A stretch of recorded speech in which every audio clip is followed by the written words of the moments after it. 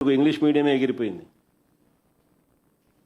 8వ తరగతి పిల్లలకు ట్యాబులు ఇచ్చేది పూర్తిగా ఆగిపోయింది.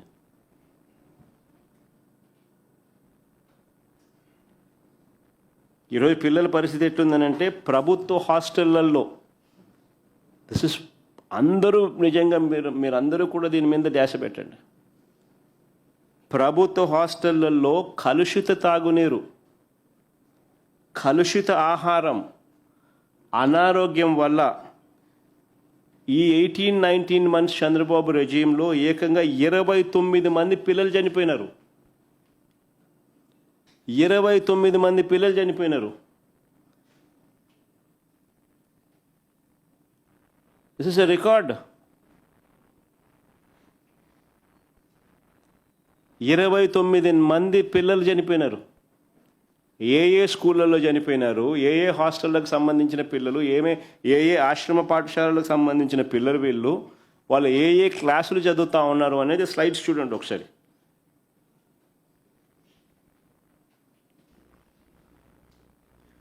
అనారోగ్యంతో మృతి చెందిన పిల్లలు పార్వతీపురం జిల్లా పువ్వల అంజలి 12 సంవత్సరాలు, కురుపాం గిరిజన ఆశ్రమ పాఠశాలలో జాండీస్తో మృతి. కల్పన కురుపాం గిరిజన ఆశ్రమ పాఠశాలలో జాండీస్తో మృతి, పార్వతీపురం మన్యం జిల్లా. ముందువా. తాడంకి చిన్నారి 11 సంవత్సరాలు, మక్కువ మండలం ఎర్ర సామంత వలసలో జాండీస్తో మృతి, పార్వతీపురం మన్యం జిల్లా.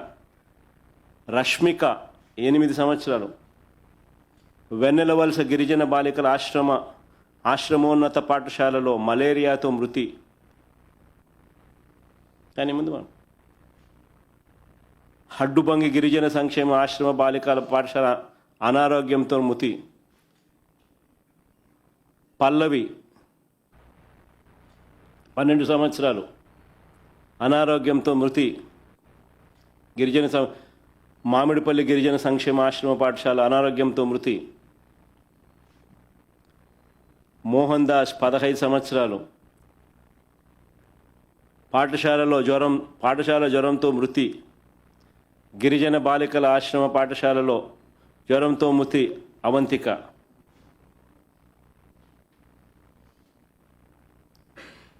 నితిన్, జీవన్ కుమార్, శ్యామల్ రావు, ఈ లిస్టు మీ అందరికీ కూడా ఇస్తున్నా. పబ్లిష్ కూడా చేయండి ఈ లిస్టు. ఇదొక రికార్డు. 29 మంది పిల్లలు చంద్రబాబు నాయుడు అధికారంలోకి వచ్చిన ఈ 18-19 నెలల్లో చనిపోయిన పిల్లలు.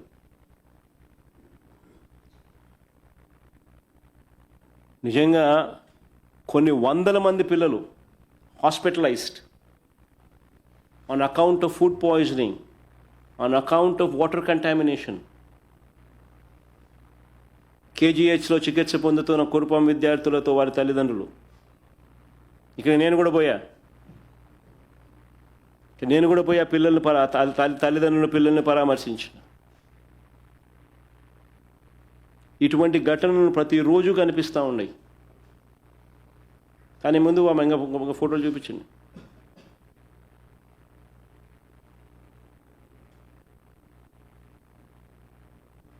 ఈ పరిస్థితులు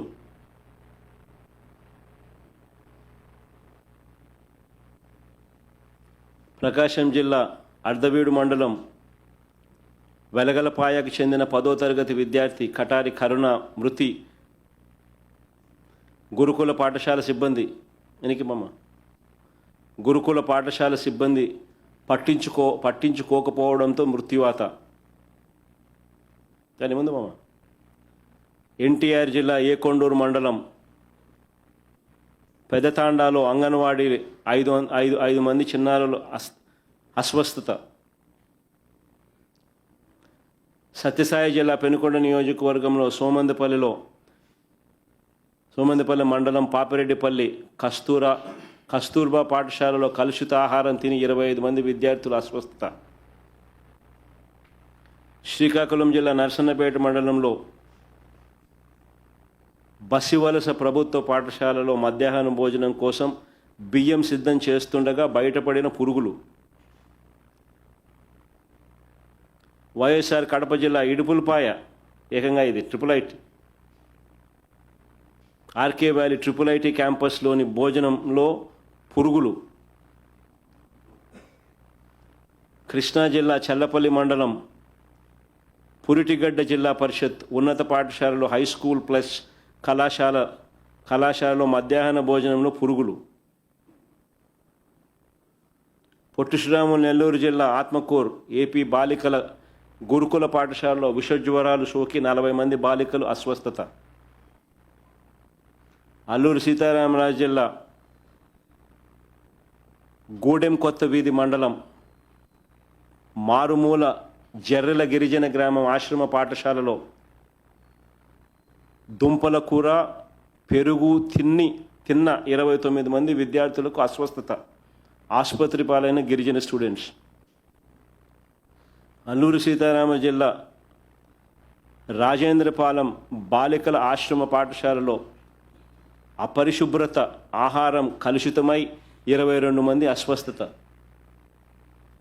నంద్యాల జిల్లా మిట్టకందాల గ్రామంలోని అంగన్వాడీ సెంటర్లో 3లో విషతుల్య ఆహారం 8 మంది చిన్నారులకు వాంతులు విరోచనాలు. సత్యసాయి జిల్లా గోరంట్ల గిరిజన సంక్షేమ గురుకుల పాఠశాలలో అన్నంలో పురుగులు కూరగాయల్లో ఎలుకలు 4 విద్యార్థినిలో అస్వస్థత.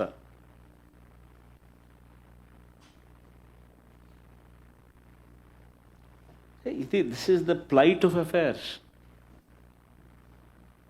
ఈరోజు రాష్ట్రంలో పరిస్థితి ఏమిటి అన్నదానికి పిల్లల పరిస్థితి చదువుల పరిస్థితి ఎలా ఉంది అని చెప్పడానికి దీస్ ఆర్ ది ఎగ్జాంపుల్స్.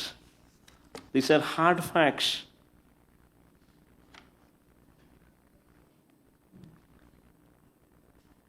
ఇంకో అడుగు ముందుకేద్దాం. ఈ ప్రభుత్వానికి ఇంకో మాయరోగం వచ్చింది. ఆరోగ్యశ్రీని పూర్తిగా ఎత్తేసినారు. నిజంగా ఒకవైపున అన్ని రకాలుగా గవర్నమెంట్ అన్నది ఉన్నది ఎందుకు, ఏం చేయడం కోసం ప్రజలు నీకు అధికారం ఇస్తారు? చదువులు, వైద్యము, లా అండ్ ఆర్డరు, ట్రాన్స్పరెన్సీ, వ్యవసాయము, కదా చేయాల్సింది. అన్నీ తిరోగమనమే, అన్నీ స్కామ్లే. ఏవి పట్టించుకునే పరిస్థితి లేదు, అన్నీ ప్రైవేట్. బాధ్యత నుంచి అన్నీ తప్పించుకోవడం, ఉన్న కాడికి స్కాములు చేయడం. ప్రభుత్వానికి నిజంగా మాయరోగం అంటే ఆరోగ్యశ్రీని నిజంగా పూర్తిగా ఎత్తేయడం అనేది నిజంగా మాయరోగమే. బకాయిలు ఇవ్వకపోవడంతో ఆసుపత్రిలో ఆరోగ్యశ్రీ సేవలన్నీ కూడా దాదాపుగా నిలిచిపోయినాయి. నెట్వర్క్ హాస్పిటల్స్లో ఆరోగ్యశ్రీ సేవలు ఆల్మోస్ట్ నిలిచిపోయినాయి బకాయిలు ఇవ్వకపోవడంతో. మామూలుగా ఆరోగ్యశ్రీ నడపడానికి నెలకు 300 కోట్లు అవుతుంది.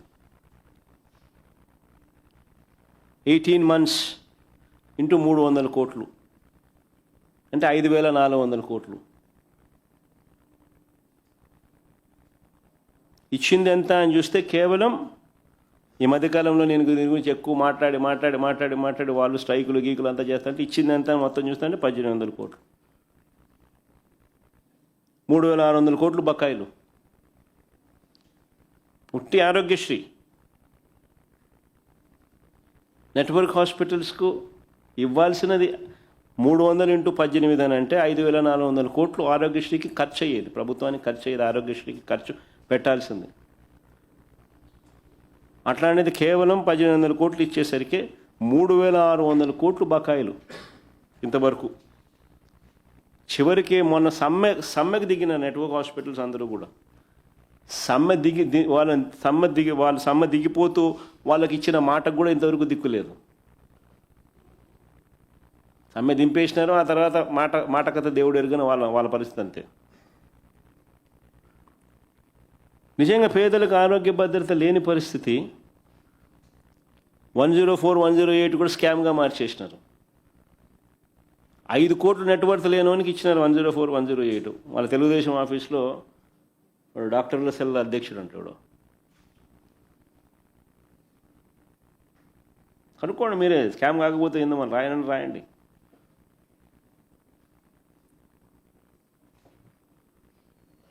This is the plight. ఓ పక్క ఇంత దారుణంగా ఆరోగ్య వ్యవస్థ ఉంటే మరోవైపు సంజీవిని అంటాడు.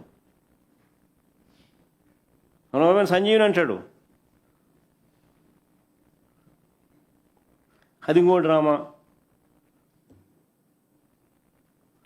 ఇలా ఓవైపున ఆరోగ్యశ్రీని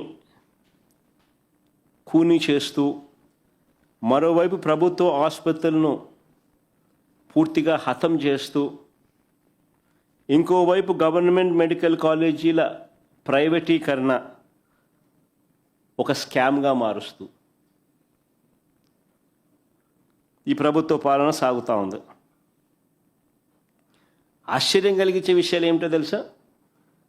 కొత్త గవర్నమెంట్ మెడికల్ కాలేజీను ప్రైవేట్ పరం చేయడం ఒక స్కామ్ అయితే, ఆ కాలేజీలు తీసుకున్న వారికి ఒక పెద్ద బొనాన్జా ఇచ్చినాడు. అది ఇంకో పెద్ద స్కామ్. అదేందో తెలుసా? ప్రైవేట్ పరం అయ్యాక ఈ కాలేజీలు ప్రైవేట్ పరం అయ్యాక అందులో పనిచేస్తూ ఉన్న సిబ్బందికి గవర్నమెంట్ జీతాలు ఇస్తుందంట.